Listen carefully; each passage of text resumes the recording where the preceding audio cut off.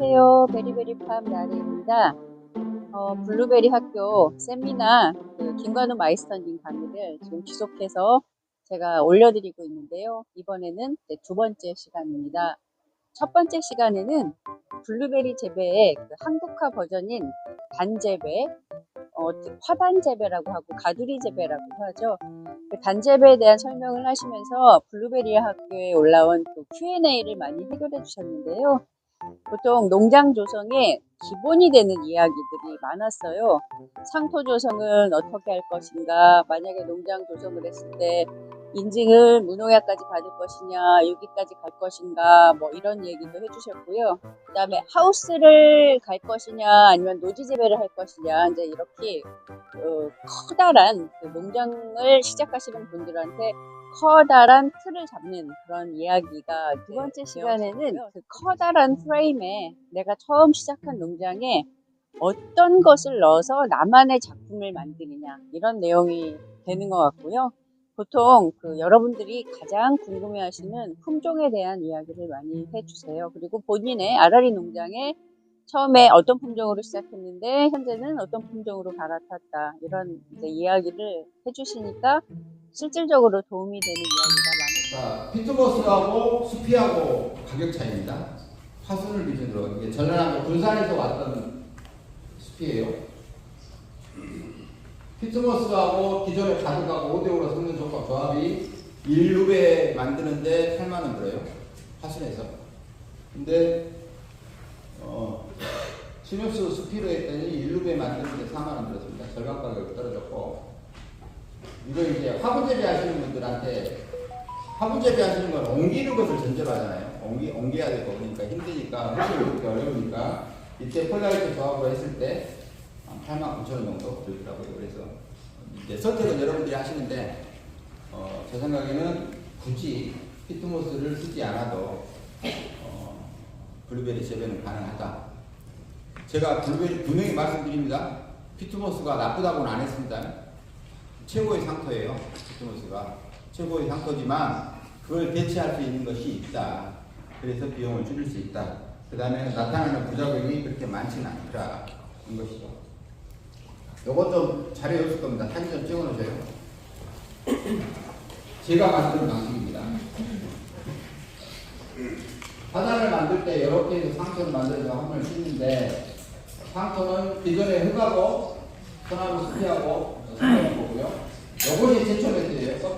검정거리 제초매트를 하나로, 그래서 사람이 다니는 통로에서 이렇게 두 개를 연결하는, 양쪽에 연결하는 구조로, 통로에서 두 개를 연결하는 구조로 만들 때, 여기에는 가장 적은 아이패드 있죠. 비닐하우스 칠 때 비닐 작업 때 쓰는 패드 있죠. 그 패드하고 사철로 고정을 하고, 아래쪽은 와이어로 고정하는 거예요. 코팅된 와이어, 제일 가는 거. 셔블점에서 파는 와이어 코팅 와이어 제일 가는 걸 고정을 해가지고, 아래쪽에는 이 와이어를 대고, 이렇게 와이어를 대고, 덤버클이라고 해요. 이걸로 덤버클로 잡고, 필립으로 잡고, 그 다음에 제초 매트를 하는데, 예전에는 이 상토 위쪽을 다 오픈시켰어요. 여러분들 다 오픈시켰죠. 그러고 나니까 발생한 문제가 뭐예요? 풀하고 싸우죠. 1년 내내 풀하고 싸우다 보면 농사 끝나죠. 풀하고 싸우지 마세요. 왜 그러냐면, 특히나 노지 5월달 되면요, 만물이 약동하는 시기잖아요. 5월달 되면 블루베리 나무도 잘 자라지만 풀도 아주 잘 자라요. 근데 5월달에 우리 여러분들이 해야 될 가장 큰 핵심적인 일이 뭐냐면, 노지를 기준으로 5월달에 해야 될 일이 뭐냐면 나무에 수영을 잡는 거예요. 순짓기 해가지고 물자람을 방지하고 순을 짓고서 적절하게 가지분화 되게 하는 그 작업을 해야 되는데, 풀하고 싸우지라고 그 작업을 놓쳐요. 그러니까 외대로 쭉쭉 자라죠. 그래서 키가 3m가 넘어가는 나무가 만들어지고, 수확량은 형편없는, 키는 크고 수체는 우람한데 수확량은 형편없는 구조의 나무가 되는 것이죠. 그래서 5월달에는 여러분들이 해야 될 일이 뭐냐면, 가장 큰 건 노지에서는 순짓기다. 이 순짓기를 하려면은 풀하고 안 싸워야 된다는 거예요. 그래서 다 덮어야 된다. 비풀을, 크라운감을 제외하고 다 덮어야 된다. 그런 의미로 위에까지 덮을 수 있게 만드는 구조로 했다는 거예요. 이러면 비용이 어차피 제초 배트 사잖아요, 여러분들. 그 제초 배트는 사야 되니까 그것 가지고 화단을 만들 수 있다는 거죠. 여러 구조입니다. 이렇게 만들면 위에는 사철로 고정하고 밑에는 와이어로 고정을 하면 이거만 자세히 보십시오. 아까 이 말뚝 받았던 이 기둥이 있죠. 중간중간에 기둥 이렇게 말뚝을 박아야 되잖아요. 쇠파이프로 박으면 여기에 철쇠들이라고 하는데 철물점에서 파는 전기 잡는 쇠들이 있죠. 그걸로 피스로 이렇게 고정시키면 돼요. 그러면 이 와이어가 아래쪽에서 쌍꺼 위치를 막아주고 위쪽에서 이렇게 사철이 잡아주니까 비용이 많이 안 들고 화단을 만들 수 있는 거죠. 조금 모양이 삐뚤빠뚤합니다. 모양이 이쁘진 않아요. 이 정도로 나옵니다. 이 정도면 되지 않나요? 상토만 잡아주면 됩니다. 그 다음에 여기가 수평이 되잖아요. 평균 수평이 되다 보니까 제가 그 전까지는 블루베리 따면서 항상 무릎 꿇고 따야 되는, 한 번은 꾸준히 무릎 꿇고 따야 되는 것이 있었고 키가 큰 것은 답이 안 나오고 그랬었는데, 이렇게 하다 보니까 고추 농사 지으시는 분들이 이렇게 밑에 바퀴 달린 거하고 쭉 꿇고 앉아서 이렇게 수확하는 거 아시나? 알아요. 엉덩이 까는 거 말고 바퀴 달린 거.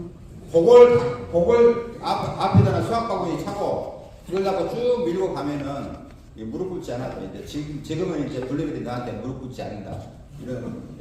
그렇게 따요. 그러니까 훨씬 나이 드신 분들이나 관절 안 좋으신 분들한테 훨씬 더 좋겠죠. 그 다음에 이렇게 하면 사과박스 딛고 올라가서 높은 곳에 있는 거 따기도 아주 쉬워요. 수평이다 보니까. 그 전에 일항제비 할 때는 경사지에 있으니까 못했던 것을 여기서는 실현할 수 있는 거죠. 훨씬 편하더라. 그 다음에 이 용토의 구성이, 용토가 화분 재배하시는 분들 있잖아요. 이 용토의 2배 정도는 들어가요. 그러니까 토양의 완충력이 훨씬 더 좋아지는 거죠. 그래서 뿌리가 어느 정도 노지에 비해서는, 노지 일항재배에 비해서는 완충력이 떨어지겠지만 그래도 화분에 비해서는 완충력이 훨씬 좋아지죠. 4년 전에 이쪽도 마찬가지였을 거예요. 강한 한파가 한번 왔었어요. 엄청나게 심한 한파가 왔었는데 화분 재배하는 농가들 다 죽거나 수확 못하거나 했었죠. 여기도 그런 경험 있으시죠? 있었을 거예요. 거의 다 화분 재배하시는 분들은 다 동해 같은 경험이 있어요. 근데 이 동해에도 완충력이 높다 보니까 훨씬 더 유리하다. 그 다음에 이것도 선택을 해야 돼요. 노지에서 이렇게 방조망 쳐가지고 키울 것인지 가온 내지 무가온으로 갈 것인지 여러분들의 선택사항입니다. 근데 지금은 내가 돈도 없는데 가온으로 이렇게 하우스까지 지어갖고 시작하기에는 너무 힘들죠. 일단 나무 키우는 동안에는 이거 굳이 팔 필요는 없어요. 그러니까 100평짜리 하우스 하나만 지으시면, 처음 시작하시는 분들은 100평도 많으면 70평짜리 하우스 하나만 지어가지고 하우스 안에서 나무를 키우시라고. 왜 하우스 안에서 나무를 키우라고 할까요? 하우스는 따뜻하죠. 일단은 노지에 비해서 따뜻할 거 아니에요. 나무가 더 잘 자라겠죠. 원인은 그것 때문이 아니라 시설하우스를 지어놓잖아요. 비닐을 치는 순간 자외선이 안 들어와요. 하우스 안으로. 자외선은 생장 억제됩니다. 나무 입장에서는. 그 다음에 적외선은 생장 촉진되잖아요. 적외선은 들어오고 자외선을 안 들어오다 보니까 나무가 잘 자라요. 그건 이제 부정적인 의미로 도장지라고 합니다. 근데 긍정적인 의미로, 그러니까 자외선이 안 들어오는 이 구조를 활용하는 거죠. 그러면 시설하우스, 비닐하우스 안에서 어린 묘목을, 나무를 키우잖아요. 그러면 1년 키우면요, 내년부터 수확해요. 정말이에요. 1년만 키우면 돼요. 그전에는 블루베리 묘목을 사면은 3년 뒤부터, 정식하고 3년 뒤부터 수확을 했는데, 시설하우스에서 키우잖아요. 하우스 안에서, 비닐하우스 안에서 키우면 1년 딱 지나서 그 다음부터 수확을 했어요. 묘목을. 그래서 한 70평 정도, 70평이나 100평짜리 하우스 지어가지고 그 안에서 묘목을 유목으로 만드는 거예요. 그 다음에 그걸 정식을 하면 되는 거죠. 그런 의미로 보시고, 요것은 나중에 본격적인 수학에서 한 번 좀 돈 벌고 나타나시라고 선택을 해야 되고요. 그 다음에 남부종과 관련된 이야기입니다. 남부 아이비스 혹시 키우시는 분 있으세요, 여기? 남부 IBC 키우시는 분. 한쪽 좀 들어보세요. 얼마나 되는가 보세요. 3분의 1 정도. 남부종, 뭐 북부종. 북부종 그러면 대부분 다 듀크 키우시나요? 듀크? 듀크가 제일 많죠. 네. 듀크가 제일 많죠. 듀크 가지고 전라남도 하순에서는 맛없는 과일이라고 이야기해요. 전라남도 하순이니까 맛없는 과일이라고. 이쪽 지방에서 듀크 맛있어요. 근데 화분 재배한 것은 맛없더라고요. 먹어봤더니.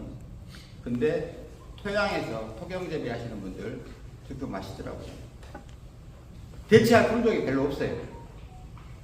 북부종 중에서 듀크의 단점도 있고 장점도 있지만 듀크의 단점을 극복해가지고 대체할 수 있는 품종도 별로 없어요. 그래서 그냥 노지에서 심으시라면 듀크가 차라리 낫다 이런 이야기를 저도 많이 하는데 수많은 업자들이 새로운 품종 막 이야기하고 그러는데 그래도 듀크만 못해요. 어찌됐든 수확 시기나 경도나 이런 것들에서 물론 맛은 좀 떨어질 수도 있겠지만 다른 품종에 비해서 그러는데 남부종을 심어요. 사람들이 다. 왜 그럴까요? 이것을 맛으로 표현하면 이렇게 표현했습니다. 저 같은 경우는 북부 하이브시는 새콤달콤한 맛이다. 맞나요? 북부 하이브시 북부종은 새콤달콤하다. 맞나요? 대부분 다 그렇게 그러잖아요. 남부종은 상큼 달달하다. 표현으로 얘기한다면 이것이 어떤 차이가 있냐면 상큼 달달한 남부종하고 새콤달콤한 블루베리하고 어떤 차이가 생기냐면 한 사람이 새콤달콤한 블루베리는 그 자리에서 100g 먹기 참 어렵습니다. 근데 상큼 달달한 것은 한 사람이 그 자리에서 500g 먹어요. 맛있으니까 계속 먹게 됩니다. 근데 신맛이 있다 이것은 뭐냐면 먹는데 한계가 있더라고요. 제가 농장에서 해봤더니 다 4명이 앉아가지고 북부 IBC 4명이 앉아가지고 500g을 해결 못하더라고요. 근데 남부 IBC 스타를 놔뒀더니 혼자서 500g 다 먹어버렸어요. 이것 보고 제가 전체 농장을 남부종으로 다 바꿨습니다. 그러면 남부종을 재배할 수 있는 적지이냐? 전라남도 하순여가 있어요. 남부종을 재배할 수 없는 곳입니다. 그러면 여기 공주 어디쯤 되나요? 이쯤 되나요? 네. 이쯤 되는데 여기서 공주도 남부종을 재배하기 어려운 곳이죠. 공주나 화순이나 똑같아요. 화순이 아래쪽에 있으니까 따뜻할 것이다. 택도 없습니다. 서리 오는 것은 똑같아요. 그러다 보니까 화순에서 남부종을 비닐하우스에 지어가지고 키운다? 그러면 이쪽도 마찬가지라는 거죠.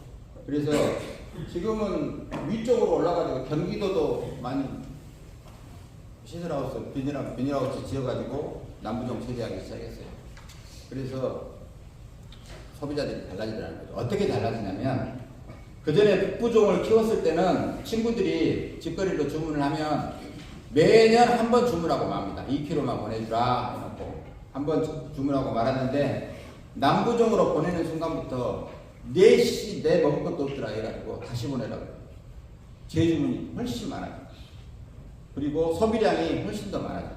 그래서 남부종으로 바꿔가는 추세다 이 것이죠. 그래서 왜 이야기를 하냐면 이제는 블루베리가 맛있어요. 샤인머스켓 효과가 샤인머스켓 인기 없죠 지금. 선물 들어도 요즘은 안 반갑더라고요. 워낙 가격이 싸면은 기대치가 좀 떨어지는 것 같아요. 근데 어찌됐든 샤인머스켓이 맛없는 과일이라고 이렇게 소문나기 시작한 이유가 뭐예요? 9월 말이 지나서 시장에 출하가 돼야 되는 이 과일을 우리 농가들이 7월부터 시장에 내놓기 시작했어요. 그러니까 맛없는 샤인머스켓이 시장에 나간 거죠. 물론 중국에서 중국으로 수출을 못하니까 넘쳐난 것도 있고 워낙 많이 재배하기 시작하니까 넘쳐난 것도 있었는데 근본적인 원인은 뭐냐면 맛없는 과일이 시장에 나가면서부터 다행히 블루베리는 기능성 때문에 그런 건지 어쩐지 모르는데 고급 과일로 정착이 됐죠. 우리나라에서 블루베리 정도는 블루베리 수확철에 먹어줘야지 중산층이다 이런 자기 만족감이 있어요. 우리 소비자들한테. 그래서 블루베리 같은 경우는 고급 과일로 정착이 돼서 다행인 것 같아요. 그럼에도 불구하고 좀 더 맛있는 과일 만들어야 된다. 어떤 분 미국에서 사시는 분이 과일은 과일 자체 고유의 맛이 있어야지 무슨 맛이 왜 우리나라 사람 맛있는 것만 씁니까? 우리나라 사람들이 그거 어쩌라고? 우리나라 사람들이 맛있는 과일만 찾는 것이 어쩌라고? 어찌됐든 소비자들이 그렇게 원하니까 그런다는 거죠. 그래서 어찌됐든 화순이 남부 IBC를 재배할 수 없는 곳이지만 지금 다 바꿔서 재배하고 있다. 말씀드렸고 아까 이렇게 이거 이제 질문이 아산과 블루베리 아산과 이분이 추 올겨울 한파 예보가 있습니다. 어느 보고 대처 방법을 알고 싶습니다. 이런데 일단 요건 아셔야 돼요. 이건 자료에서 제가 얼른 올랐습니다. 꽃눈일 때는 영하 9도까지 블루베리 견뎌냅니다. 꽃눈일 때는 영하 9도까지 견뎌내고 그 다음에 꽃눈이 움직일 때는 영하 5도 그 다음에 꽃눈이 아직 이렇게 분화돼가지고 갈라졌을 때 그때는 영하 4도 그 다음에 꽃이 이제 곧 피려고 색이 돌기 시작할 때요. 이때는 영하 2.8도까지 견뎌냅니다. 꽃이 만개했다. 영하 2도까지 견뎌요. 블루베리 꽃은 대부분 다 이렇게 땅 보고 피죠. 종 모양이라고 하는 이유가 그래요. 땅 보고 핍니다. 영하 1.2도까지 견뎌내는 이유가 뭐냐면 땅을 보고 있으니까 서리를 직접 안 맞아요. 그러다 보니까 영하의 온도에서 견뎌내는 거예요. 근데 복숭아, 사과, 배 어떻게 돼요? 전부 다 하늘 보고 피죠. 그러니까 서리하고 끝나는 거예요. 그래서 다행히 블루베리를 이렇게 내리다 보니까 영하 2.1도까지 견딘다. 그래가지고 한참 만개하는 이 시기에 이 만개기에 영하 1.2도까지 견디니까 떼둬도 돼. 떼둬도 되나요? 이미 수정된 것은 어쩌라고? 블루베리가 수정이 되면 이렇게 꽃이 쳐져 있다가요. 땅을 보고 있다가 수정이 끝나면 꽃 떨어지고 위로 딱 쳐집니다. 열매는 하늘을 봐요. 열매가 하늘을 봤으니 영하에서는 죽는다는 거예요. 그래서 먼저 수정된 것이 있기 때문에 영하로 꽃이 피는 이 만개기 이 시점부터는 0도 이하로 떨어지면 이미 수정된 것은 죽는다는 이야기죠. 그래서 그때부터는 항상 영상으로 관리를 해야 된다는 거죠. 그러면 한파 예보가 있는데 꽃눈을 보호할 수 있는 방법이 있느냐? 노지에서는 사실상 없어요. 인위적으로 이제 한 방법은 뭐 이렇게 동해 방지제 약장사들이 많이 하시던데 그게 얼마나 효과가 있을까? 수채 내에 이렇게 농도를 찍게 해주면 동해를 막는 거거든요.